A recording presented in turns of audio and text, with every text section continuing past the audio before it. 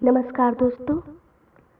आज हम एक नई कहानी लेकर आए हैं, गुलाब के फूल के बौने की और एक लड़की की। कृपया मेरे चैनल को लाइक एंड सब्सक्राइब कर दीजिएगा। बगीचे के बीच में फूलों से भरा एक गुलाब का पौधा था। उसके सबसे सुंदर फूल पर एक बौना रहता था, जो इतना छोटा था कि इंसान की आंखों से नहीं दिख सकता था। वह हर पत्ती को सोने का कमरा बना लेता था और बहुत सुंदर और एक बच्चे जैसा प्यारा सा था। उसके कंधों से एड़ी तक सुंदर पंख थे। छोटा बौना सारा दिन गर्म धूप में उड़ता रहता था। वह बगीचे के सब फूलों के पास जाता, तितलियों की पीठ पर सवारी करता, नींबू के पत्तों पर बनी सड़कों और रास्तों को गिनना उसका खेल था।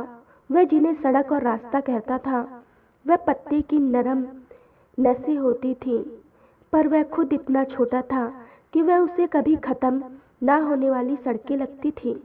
उस दिन उसने यह काम देर से शुरू किया था। खत्म करने से पहले सूर्य डूब गया। ठंड थी, ओस गिर रही थी, हवा चल रही थी। बौना जल्दी से जल्दी घर पहुंचना चाहता था, पर गुलाब रात के लिए बंद हो चुका था, इसीलिए वह अंदर नहीं जा सकता था। वह पौधे के आसपास उड़ता रहा, पर एक भी फूल खिला हुआ नहीं था।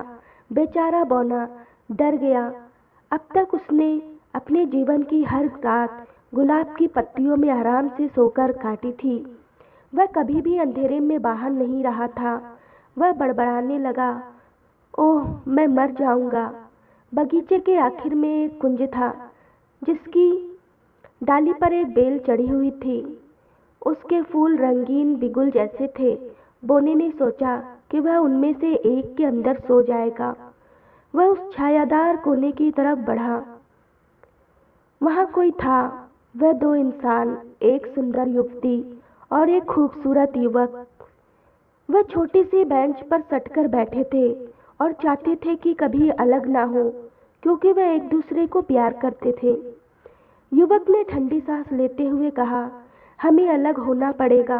तुम्हारा भाई हमारे प्यार से नाराज है, इसीलिए मुझे दूर भेज रहा है। मैं उसके काम से दूर, बहुत दूर, पहाड़ों के पार जा रहा हूँ। विदा मेरी पत्नी, क्योंकि तुम मेरी पत्नी ही हो।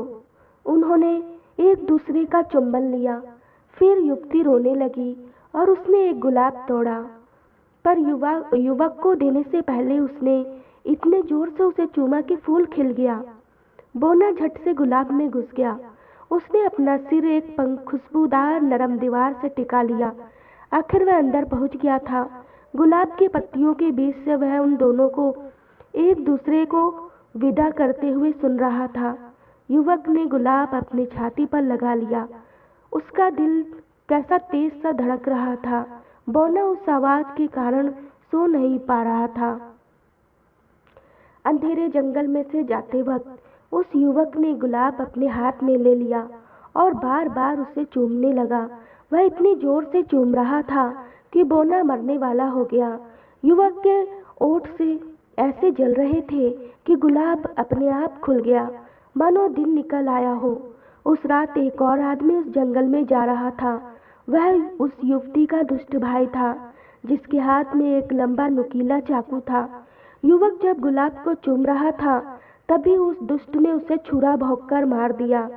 उसने युवक का सिर काटा, फिर सिर और शरीर नींबू जैसे एक पेड़ के नीचे की नरम मिट्टी में दबा दिया। दुष्ट मन में सोच रहा था, चलो यह मर गया, जल्दी ही सब इसके बारे में भूल जाएंगे। वह पहाड़ों के पार लंबे सफर पर जाने वाला था।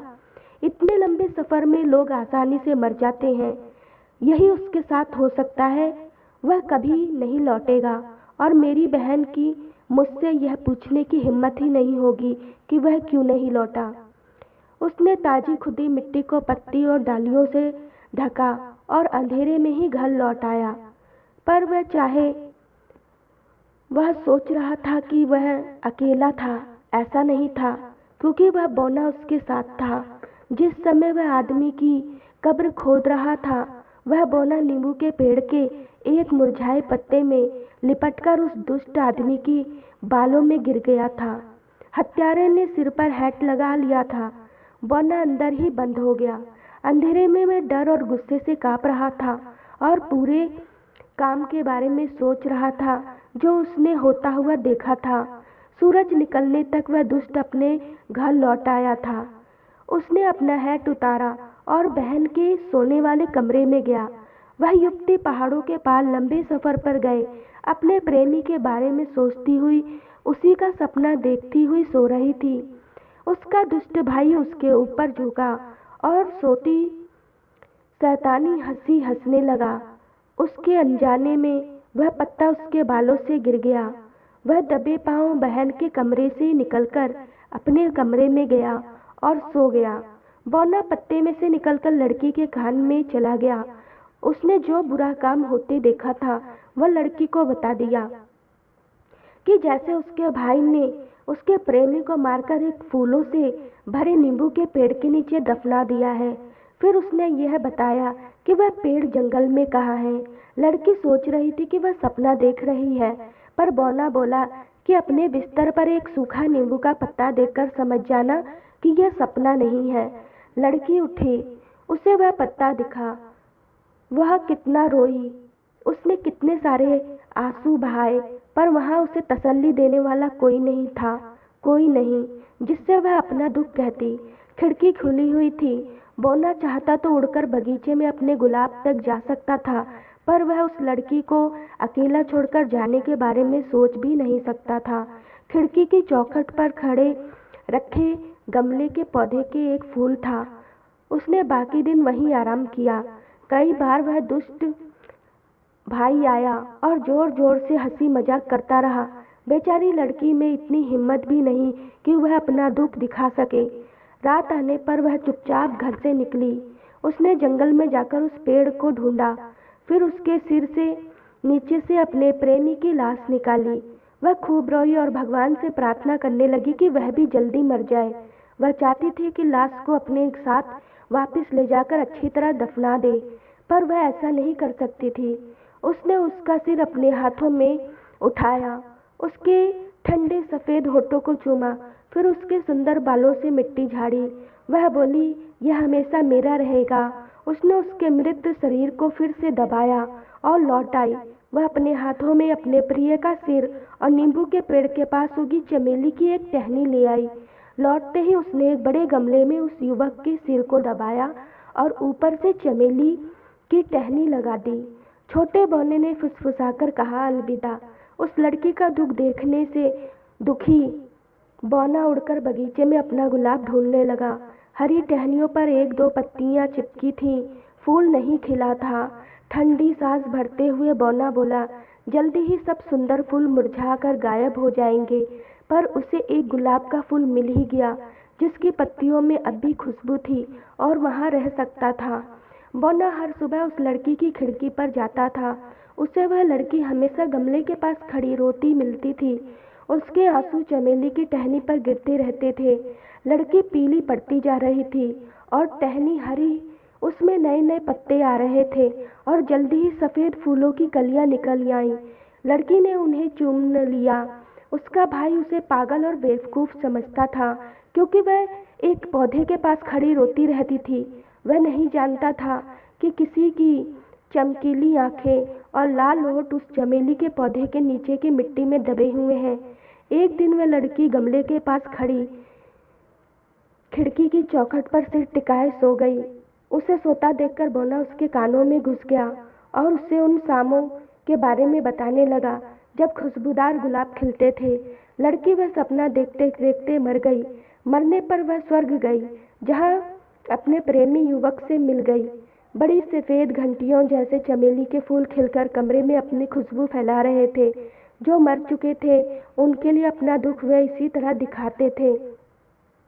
दुष्ट भाई ने उस सुंदर फूलों से लदे गमले को देखा तो उसे अपने सोने वाले कमरे में ले गया। वह फूल न सिर्फ देखने में सुंदर थे बल्कि उनकी खुशबू भी बहुत अच्छी थी। बौना उस दुष्ट के पीछे पीछे गया और हर फूल को उस दुष्ट भाई की करतूत और बेचारी लड़की के दुख की बातें बताता रहा। हर फूल की अपनी आत्मा थी, वह सब समझती थी।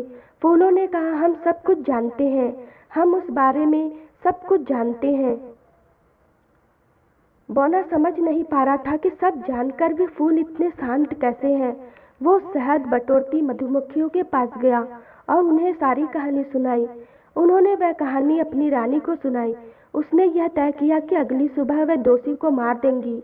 उस लड़की के मरने के बाद की पहली रात को जब भाई सो रहा था तो फूलों की डाल खिल उठी। हर फूल की अदृश्य आत्मा एक जहर भरा भाला लेकर उसके कान के पास इकट्ठी हो गई और उसे ऐसी कहानियां सुनाने लगी जिनसे उसे भयानक सपने दिखाई देने लगे। वह डरकर चीखने लगा तो उन्होंने अपने भालों की नोक उसकी जुबान में गड़ा दी। वे सब चिल्लाई, हमने मारने वालों का बदला ले लिया, और वह उड़कर वापस अपने फूल में चली गई। सुबह सोने वाले कमरे की खिड़की खुलते ही गुलाब में रहने वाला बौना और मधुमक्खी अपनी रानी के पीछे उड़कर कमरे में घुस गए ताकि उस दुष्ट को मार सकें, पर वह तो पहले ही मर चुका था।